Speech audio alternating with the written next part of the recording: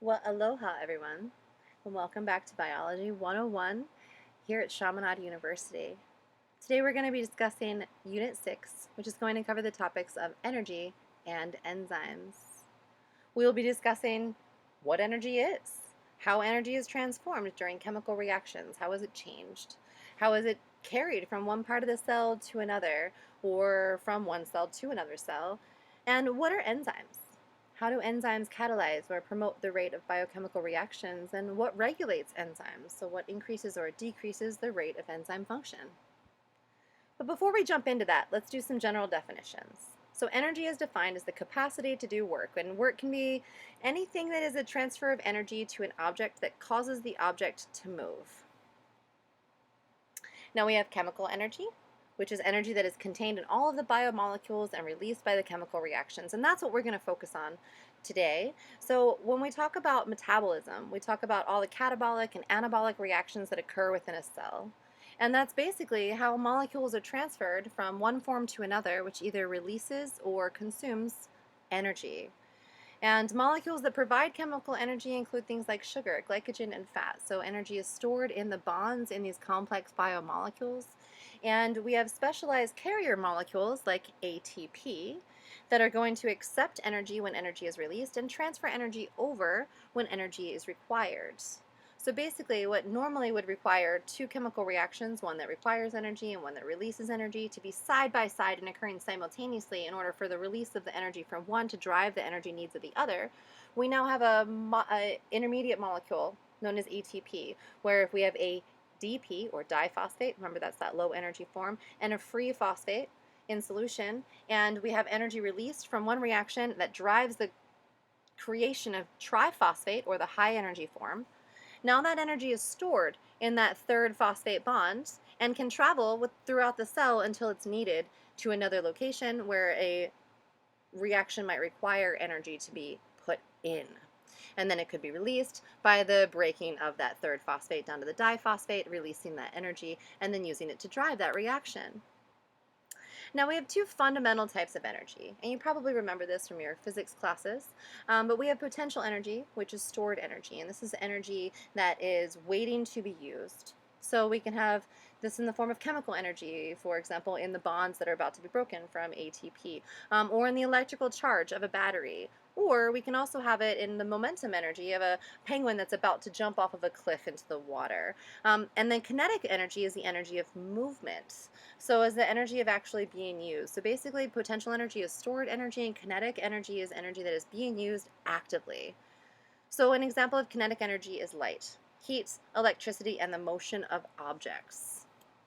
So a roller coaster, people at the roller coaster at the very, very top have the most potential and the least kinetic energy. And as they travel down, they're going to have the highest kinetic and the least potential energy. So potential energy is basically the energy that we can use but haven't yet tapped into, and kinetic energy is the energy that we are using right now. Now we have several laws of thermodynamics that govern the properties of energy. And these laws are going to describe the amount of energy that are in the system, the usefulness of that energy, so the quality of energy.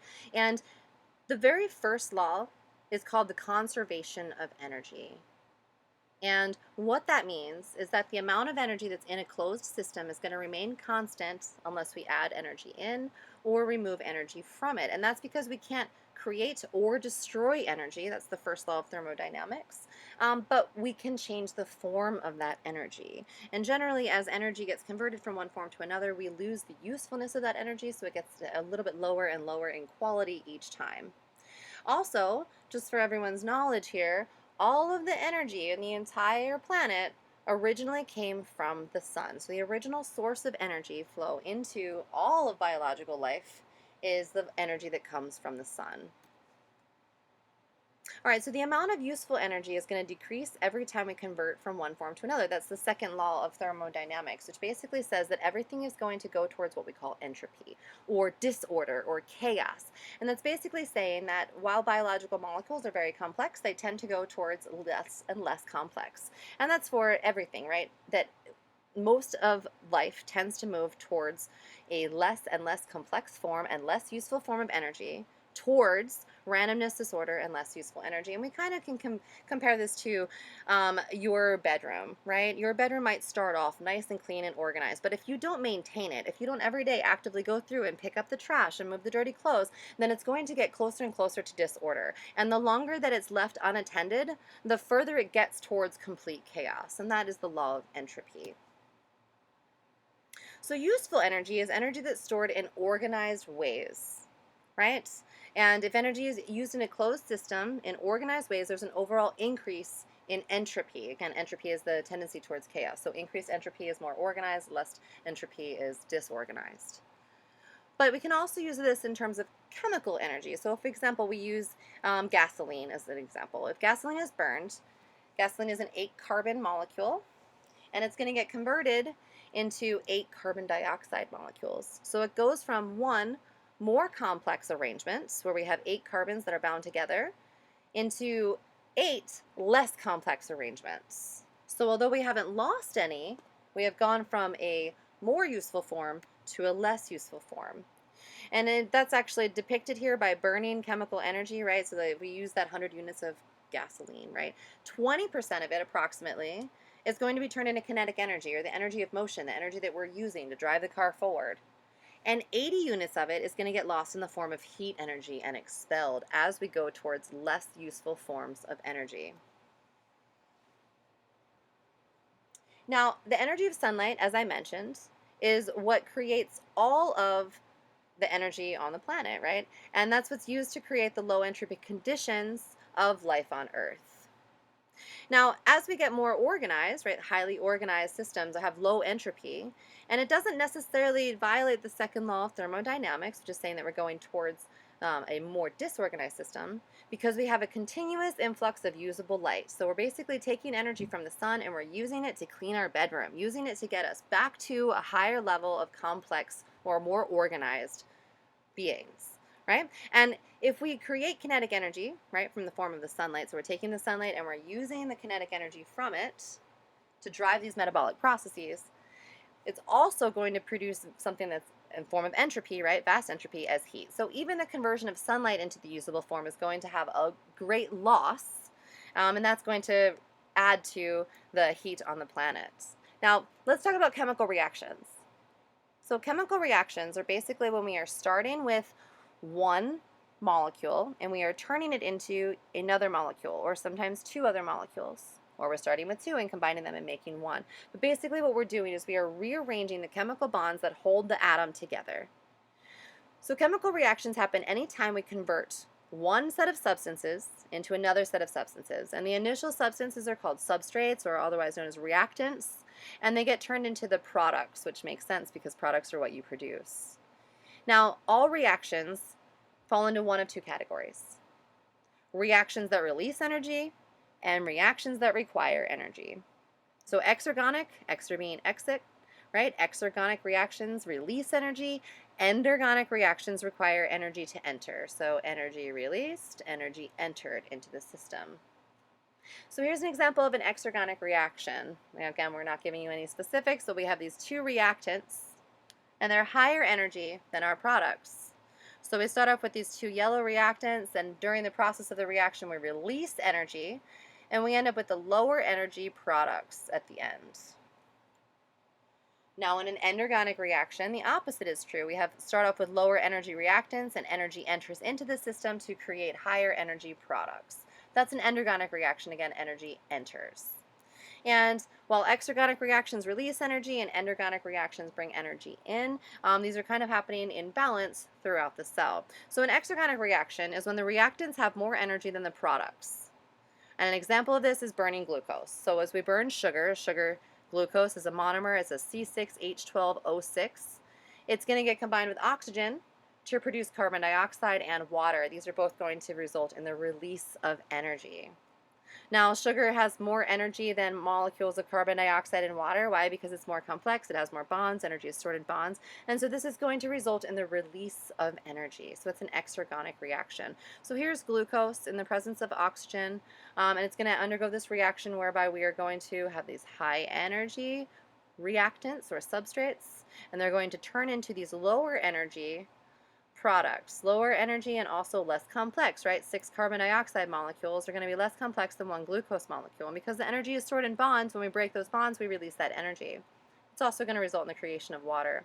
But that energy is going to actually be released at this time, which is going to hopefully be able to be used to drive another reaction. So we're going to try to capture that energy in the form of ATP. We'll talk about that in a second. So endergonic reactions are the exact opposite of what we just talked about. They require energy to be put into the reaction in order for the reaction to occur. So in an endergonic reaction, the reactants contain less energy than the products. And photosynthesis is a very good example of this endergonic reaction, because in photosynthesis, you basically are taking the energy from the sunlight and you're using lower energy reactants, in this case water and carbon dioxide, to make a higher energy product, sugar. Interestingly enough, this is the exact opposite of what I just showed you a minute ago. So this is the process of photosynthesis, whereby we take carbon dioxide and water and we combine them together to make glucose and release oxygen. And then we're going to have energy put in to do this, because we start off with lower energy reactants and end up with higher energy products. But let me step backwards a second. This here is something that all animals do. Animals take sugars, and this is why we breathe in oxygen, and we then excrete or off-gas carbon dioxide and water. And plants, under the process of photosynthesis, take that carbon dioxide that we off-gas and water and use it to create glucose. And this is the energy balance, and also why plants are carbon sinks, right? They take carbon out of the air, literally out of thin air, and put it into tree trunks, etc., which takes it out of the environment in terms of the carbon cycle. But my point is that photosynthesis is the equal and opposite reaction to what we call cellular respiration, which is when we're breaking down glucose. So plants are very helpful because they are equal and opposite to animals in terms of gas exchange. All right, but I digress. We're going to continue on here. So let's talk about chemical reactions and the energy that they need to get started. So activation energy, I like to call it the get up off the couch energy. Activation energy is the energy that you have to put into a system in order to get a process initiated. All right, and I'm just going to move forward to this graph here. So if this graph shows the energy content of molecules, here's low energy, here's high energy. And as we mentioned, as we go from high to low, we're going to be having an exergonic reaction where energy is released. If we went from low to high, we would be having an endergonic reaction where energy would be put in. So we're going to look at where the reactants start in terms of energy. It's higher than where the products are. So this is an energy releasing reaction or an exergonic reaction. But even though energy is released, we still need energy to get started, and that's called activation energy. And that's the kind of energy that you need to start the reaction. All right, we'll get back to that when we talk about enzymes. Now, we just talked about how glucose gets created by the process of photosynthesis, and how animals take that glucose and break it down and off-gas carbon dioxide, and that creates energy that they use to drive metabolism. Right? So the energy that's stored in those bonds of glucose can't be directly used to fuel the endergonic reactions, because if they were, it would have to be literally right next to and at the exact same time as the reaction that was occurring. So energy that's released by the breakdown of glucose is going to be picked up by an energy carrier molecule. And now we're going to get to talk about ATP. So energy carrier molecules, and there's many of them, but the one that we'll talk about mainly again is ATP, are going to be molecules that are fairly unstable. And that means that they're able to pick up and drop off whatever their extra high energy bond is. In terms of ATP, it's going to be a bond to that extra phosphate, the third phosphate. And they're basically going to be put together at a location of an exergonic reaction. So anytime that energy is released from a reaction, ATP is going to be created. And that's going to capture some of the released energy. Okay, so ATP, or adenosine triphosphate. That tri is important because sometimes it's di, and when it's di, it becomes ADP. So triphosphate version of adenosine, so adenosine triphosphate, is the high energy form, and diphosphate is the low energy form. Right? And it's sometimes referred to as the energy currency of cells. You will also see that same A that you find in ATP when you talk about the base pairs found in DNA, so and RNA. So A, T, C, and G, or A, U, G, and C if you're talking about RNA. Those are going to be bases, and adenosine is one of those bases. All right, so adenosine is a carrier molecule. Adenosine triphosphate is a carrier molecule because it's going to be able to be created right next to a reaction that releases energy. So when glucose is being broken down, for example, energy is released. And that is going to drive the creation of ATP from the low energy version of ADP, okay, diphosphate is low energy version, plus free phosphate, which is in solution. So ADP and free phosphate come together and form ATP, which is the high energy form. That energy is stored specifically in the bond between the diphosphate and the triphosphate. And so it actually brings energy in, so it's an endergonic reaction. And when an endergonic reaction happens next to an exergonic reaction, it can absorb the energy that's released. So that looks kind of like this. So here's ADP, or diphosphate. This is the low energy version. It has two phosphates hanging off of it. There's a free phosphate in solution. And when energy is released from the glucose breakdown, for example, that's going to drive the addition of this phosphate onto the diphosphate, forming the high energy version, which is ATP, or diphosphate. And then when it goes to a site where the reaction that's neighboring is going to need that energy released, ATP is going to release that energy in the form of releasing this third phosphate, making ADP and free phosphate, and releasing energy. So this is really important because it allows a way whereby we can store the energy released from exergonic reactions until it's needed to drive an endergonic reaction. And we do this through coupling reactions. Now, certain molecules like glycogen and fat and other biomolecules are going to store energy for a longer time frame, but ATP is really only meant to store energy for a brief period of time because it's constantly being recycled within the cell. So constantly we have thousands of reactions that are catabolic and anabolic, that are exergonic and endergonic, and they are all constantly releasing energy and requiring energy. And so ATP storage is a very brief flash in a pan before another reaction is going to consume that energy, right? And ATP is an example of an energy carrier. It is not the only energy carrier. However, it's a little bit more unique than some of the other energy carriers because it stores its energy in that triphosphate bond. Electron carriers also are going to store electricity or energy, but they do it by transporting high energy electrons. So it's a little bit different. And they're actually able to convert back and forth between the electron carrier molecules and ATP because electron carriers can then donate those high energy electrons to the surrounding molecules, which can then drive ATP synthesis. So just like there's a currency conversion between $5 and $10 bills, there's a currency conversion between ATP and other carrier molecules, which are generally electron carrier molecules like NAD, which becomes NADH, or FAD/FADH. So I just spoke about coupled reactions. And coupled reactions happen when exergonic and endergonic reactions happen right next to each other. So an exergonic reaction releases energy, and an endergonic reaction consumes that energy. And the bonds in glucose are where the energy that came originally from the sunlight is going to be stored, right? And when other organisms eat the plants, which, right, the storage of the sunlight energy in glucose is the process of photosynthesis, so that happens specifically in plants. And that can be transferred to other organisms when they eat the plants. And that's going to end up with the exergonic breakdown of sugar. Again, breakdown of glucose is an exergonic reaction. And they can use that, store that energy in ATP, and then use that to drive what's called endergonic processes, so processes where energy has to enter, such as something like protein synthesis. So all of the energy that is found inside the cell originally comes from sunlight because the sunlight energy gets stored in glucose, and that glucose gets consumed and then eventually broken down in other forms. But my point is that all of the reactions inside the cell are coming from energy that's originally provided by sunlight. Now, in a coupled reaction, as I mentioned, we have an endergonic and an exergonic reaction.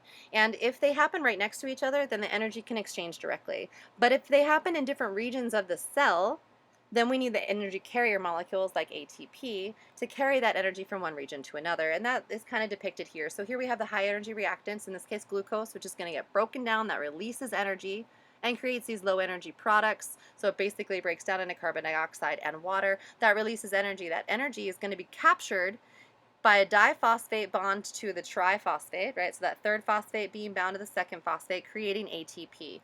That's going to store energy that can then be used at a later point to drive an endergonic reaction like protein synthesis, whereby we have low energy amino acids that have to get put together by peptide bonds into a high energy protein product. And that can happen by the energy to drive this reaction can come from the breakdown of ATP being broken down into ADP and free phosphate, again, the lower energy form.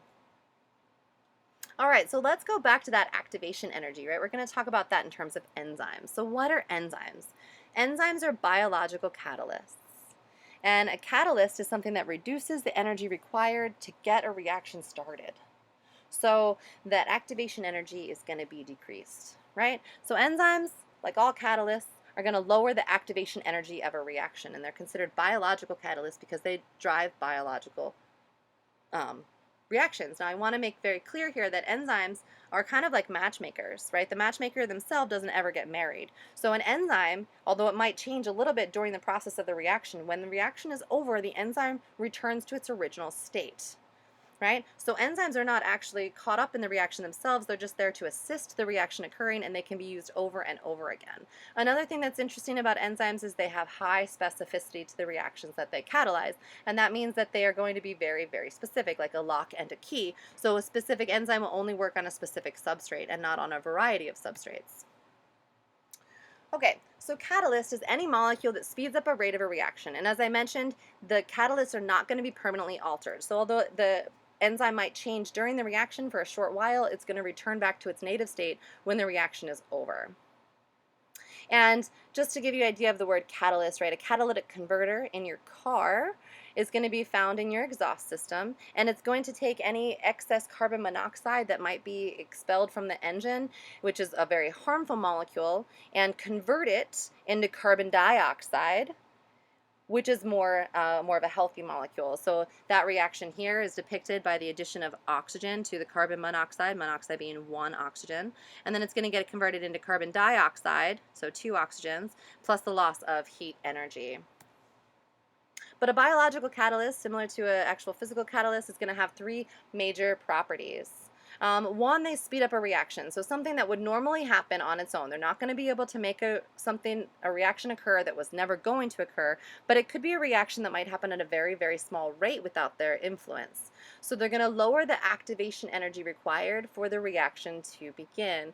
And if I consider this the get up off the couch energy, right? Like it doesn't actually take that much energy to do the dishes, but it takes just as much energy to do the dishes as it does to get up off the couch and go do the dishes. And that's the activation energy, just getting yourself started, right? But if someone knocks on the door and it turns out that it's your mother or your mother-in-law or say your best friend who says we can't go until you finish the dishes, you're going to haylay and get those dishes done. And so catalysts are going to increase the rate of the reaction by lowering the amount of activation energy required to get that reaction started.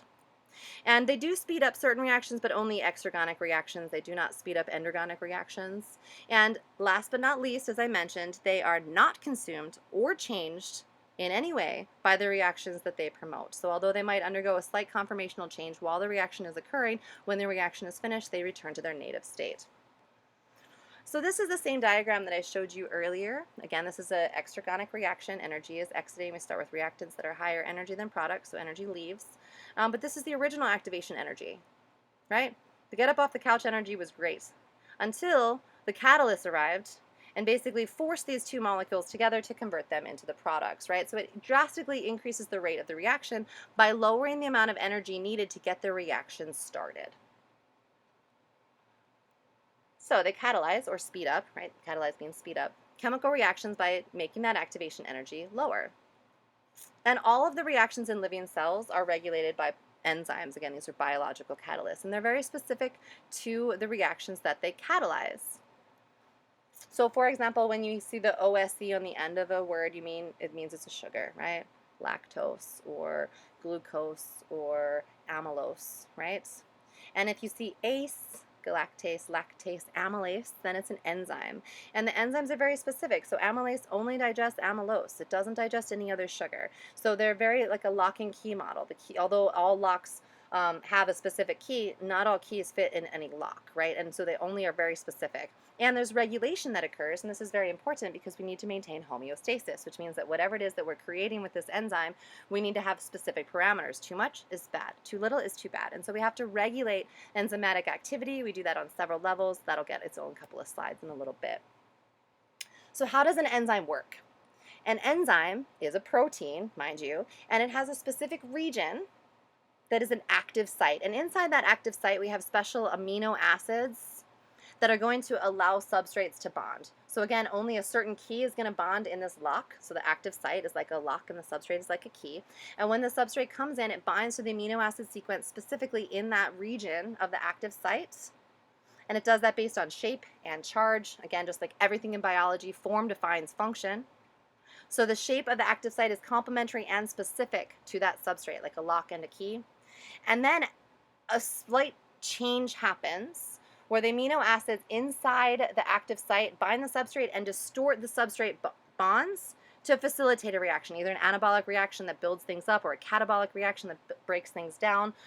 And the very first thing that has to happen is the active site has to bind to the substrate. So the shape and the charge has to be specific so that the substrate is able to enter the enzyme.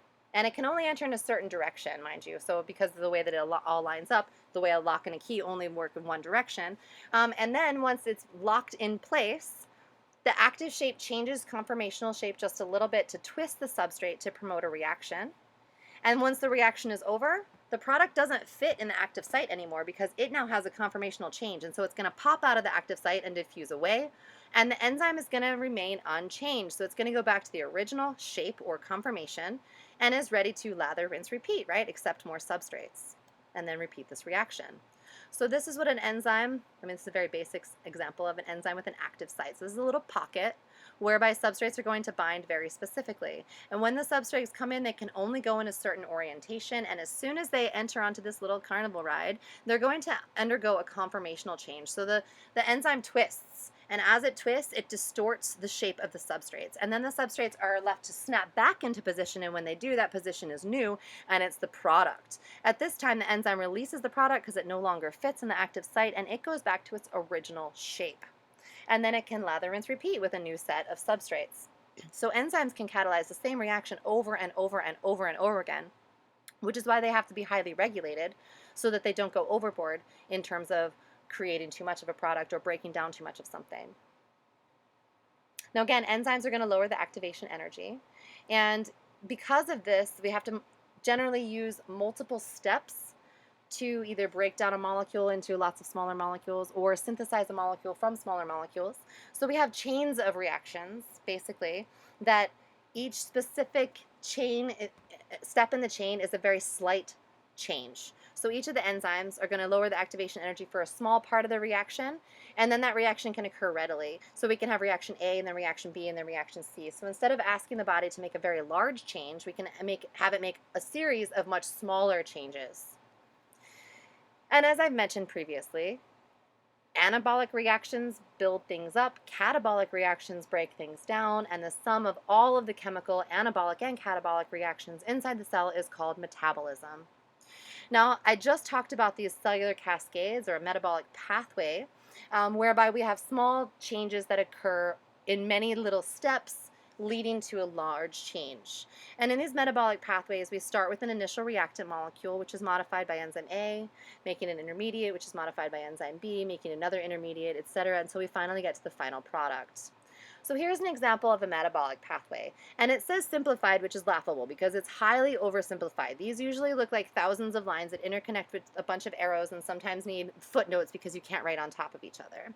But just to simplify, the point is that we start off with an initial reactant and we end up with an end product, and we do it by multiple series of subsequent steps. In this case, the initial reactant can actually end up as one of two end products, either E or G, and the first enzyme is going to catalyze the reaction from A to B, the second from B to C, and then this product at that point in the pathway, but a reactant for the subsequent parts of the pathway, but this biomolecule can be acted on by this enzyme or that enzyme, which can create either D or F. F can create G and D can create E. And in this way, slight little changes can end up creating very large changes at the end. It also means that we can use up all of these reactants to drive the pathway in one direction, so that it's very unlikely for the pathway to drive backwards. Because remember, for every reaction, there's an equal and opposite reaction. So for every enzyme 1, there's an anti-enzyme 1 that's going to take B back into A. All right, so these metabolic pathways are quite complex, and they require several levels of control. And the control of enzyme synthesis is one way of doing that, so we can control how much enzyme we make, and then we can also control the enzyme activity. Oh, I digress. Let me talk about the top of the slide here. So there are several things that are going to hinder the rate of the reaction. So if we have X amount of enzyme, we're going to have an increase in the rate of the reaction as we increase substrate levels. But once we get to the point where we have equal amounts of substrate and enzyme, then we've reached the max amount of turnover that we can facilitate, right? So until we get to the point where all of the enzyme molecules are continuously occupied by new substrate molecules, and then that's going to be the max rate of turnover. All right, so when we're talking about enzyme regulation, we can create more or less of the enzyme at multiple different levels. So one of the levels by which we can create more or less of the enzyme is by creating or upregulating or turning on or off the gene that codes for the enzyme. So we can turn it on or off and increase or decrease the amount that's created, right? Because genes are going to create RNA and RNA makes protein. And we can do this according to the cell's changing need. And when I say enzymes, really this is a broad spectrum way of regulation of all proteins, because all proteins can be regulated by an increase or decrease in the genetic expression. But specifically, enzymes are regulated on a very quick turnover because we can see a change of whatever the biomolecule is very quickly if we increase the amount of substrate, etc. And so if we increase the amount of substrate, that can trigger an increased enzyme production, which then leads to less substrate levels. So all of this has to do with keeping things in homeostatic conditions, right, within certain parameters. Now, certain enzymes are a specialty in that they are only synthesized during specific stages in the life of an organism. And this can be regulated or altered if a mutation occurs. And an example of an enzyme that is only found in specific stages of the life of an organism is the enzyme that breaks down or causes apoptosis inside the cell webbing in between your fingers. So when you are an embryo, you actually have webbed fingers, and then by birth, you've had all of those cells die off. And so they're only turned on during certain stages when they're necessary, and then when they're not necessary, they're turned off again. Multiple enzymes are synthesized in a precursor or an inactive form. A good example of this is a digestion enzyme. Pepsin and trypsin are both digestive enzymes, but one of them is going to work well under acidic conditions, that's pepsin, and the other works really well under alkaline conditions, that's trypsin. So once pepsin leaves the stomach, it's not going to have very much function anymore, and that function is going to be taken over by trypsin because we have drastic changes in pH. We can also have inhibition of the enzyme activity. We have two different types of inhibition. One is competitive and one is non-competitive. And basically that just has to do with where the inhibitor sits.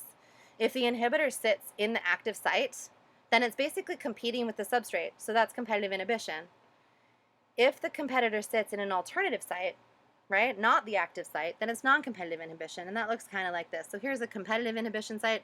So if the competitor sits directly in here, the inhibitor sits directly in this active site, then it would be considered competitive. If it pops right in here in the inhibitor site, which is in a non-competitive region, then it's considered non-competitive inhibition. And that looks kind of like this. So this is competitive inhibition.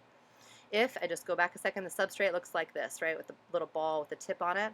You'll note that that inhibitor looks very similar to the substrate, and that's not by coincidence. That's because oftentimes inhibitors are going to mimic the biomolecules that are meant to sit in that active site. Again, form defines function. It's only going to fit in there if it has the same size, shape, and charge as what was meant to fit in there. But this competitor molecule is not going to, the competitive inhibitor molecule is not going to undergo whatever the reaction is that the normal substrate is going to undergo. So it's going to block and permanently stop this enzyme from functioning. Now, a non-competitive inhibitor molecule is going to bind in an alternate site and cause a conformational change to the active site such that the substrate no longer fits. So this is what non-competitive inhibition looks like. It's in a totally different region, but it makes it so that we can no longer bind the substrate. Now, enzymes are controlled, again, in multiple ways. Some of them are controlled by allosteric regulation. And allosteric regulation is basically having specialized enzymes that participate in metabolic pathways that can be bound by these regulator molecules and enhance or inhibit activity of the enzyme. And what does that look like? So if it has allosteric regulation, it could have a special site, a regulatory binding site, that is completely distinct from the enzyme's active site, similar to the way a non-competitive inhibitor site would be, and it can increase or decrease enzyme activity. So previously we were looking at an inhibition, right? So getting rid of it, right? basically a light switch turning on and off. But allosteric regulation is more of a dial that turns things up or down. So it's kind of like a fine tuning. So instead of entirely reducing or eliminating enzyme function, we are going to increase or decrease enzyme activity, right? So we can kind of dial in the amount of need. Additionally, we have feedback loops. You may hear of negative feedback pathways throughout the course of this lecture, or throughout the course of this semester, I mean. And feedback inhibition is basically a way that we have negative feedback loops where the product of a pathway is actually going to be the inhibitor of the beginning of the pathway. And what does that look like? Okay, again, I'm never going to ask you to memorize any of the chemical equations, but if we start off with a reactant and it undergoes one slight change through enzyme 1 to become A, another change through enzyme 2 to become B, another change through enzyme 3 to become C, right? Slight intermediate changes till eventually we get to an end product. In this case, isoleucine. Isoleucine is an inhibitor of enzyme 1. It's a negative inhibitor at a non-competitive site of enzyme 1. And so now all of a sudden we can't take any more threonine and make any more of the very first step in the pathway. So the pathway is halted by the end product of the pathway. And in this way we can regulate specifically the amount of this because it regulates its own creation, if that makes sense. Okay, so when people think of drugs and poisons and toxins, they often think of chemicals that are, man-made compounds. But oftentimes poisons and drugs are actually biomimics. And the reason that they work is because they work in the same active site that an enzyme would work or something. So they often inhibit normal enzymatic function by competing for the active sites. And it can do that by competitive or non-competitive inhibition. Either way, it's going to reduce the enzyme function, which means that the cell is going to start going haywire in whatever direction. We can also have denaturation of enzymes by environmental conditions, and I may have talked about the word denaturation when we talked about proteins, and that basically means that you have destroyed the secondary and tertiary structures of the enzyme or of the protein such that it's down to now its primary structure, which is only the amino acid chain. And that means that it's lost the form and hence lost the function. So we can denature an enzyme by heating it or by exposing it to high pH or low pH or to high salt conditions, etc. As I mentioned, poisons and drugs work in a biological environment because they are biocompetitors generally, either competitive or non-competitive inhibitors, but they are basically going to mimic particular substrates and therefore inhibit enzyme function. There are certain types of poisons that are actually going to have permanent loss of function. So certain types of competitive inhibitors that are found in things like nerve gases and also high levels of certain insecticides are going to block acetylcholinesterase, which is an enzyme that's going to block the active site of that acetylcholinesterase, which is an enzyme that is very, very important for nerve function. That's why it's a nerve gas. And some things like heavy metals, arsenic, mercury, and lead, can bind permanently to the non-active site of various enzymes, inactivating them permanently. So this can be a very detrimental, long-term deleterious function with some of these poisons. Again, the structure and the form of the enzyme is going to be highly influenced by the environment, and since form defines function, that means the activity is going to be influenced by the environment. Highly sensitive because it's a protein, enzymes are proteins, highly sensitive to things like pH, salts, temperature, and also other coenzymes that might be found in solution. And if we destroy the enzyme structure by denaturation, by extremes of pH or extremes of temperature or extremes of salinity, we can make it so that the enzyme is no longer ever going to function again. High salt conditions can cause distortion by binding key amino acids in enzymes, and that can completely destroy the three-dimensional structure, which again, form defines function, so when we lose our form, we lose our function. Temperature can also affect enzymatic activity, although lower temperatures are better tolerated than high temperatures, so you can freeze an enzyme, although freeze thaw does destroy proteins. It's not going to be as bad as a hyperheating event, right, boiling, which is going to completely destroy enzymatic function. So low temperatures are going to slow the molecular movement, but as you heat it back up, you might have some loss of enzymatic activity, but you should regain some as well. But high temperatures like boiling are going to completely destroy or denature the enzyme, destroying its function entirely. Enzymes, mind you, they're meant to function within biological systems, and biological systems are kind of pampered in terms of the parameters. That's called homeostasis.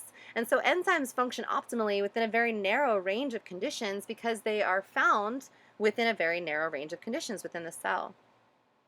And different regions of the body have different pHs. So this here is a pH scale.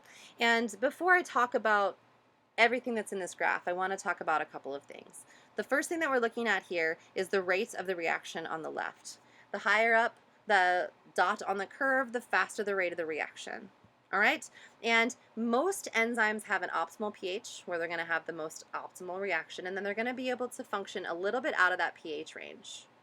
Now, these two enzymes are going to be enzymes that are found in parts of the body, most cellular enzymes, where the body is going to be approximately 7.4, and so they're going to function appropriately at 7.4 to 8. Right? And then as we get a little bit further out of that range, say to 5 or to 9.5, we're going to lose enzyme function entirely. Kind of a bell curve. Well, it is a bell curve. All right, my point here is that pepsin is depicted here in orange. And pepsin is going to be found in the stomach. It's going to function in the stomach. And the stomach acid is going to decrease our pH very dramatically.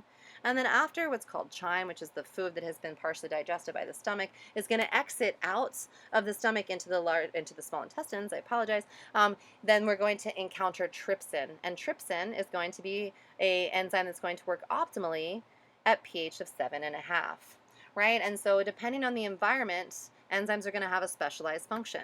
So enzymes that are found inside the stomach acids or inside the stomach juices are not going to work in other parts of the body.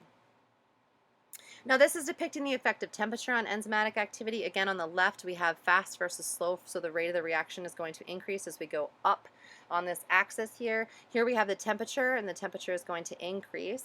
And this is not a bell curve. Why is that? Because we have a denaturation event that occurs approximately here, 98.5 to 99 degrees.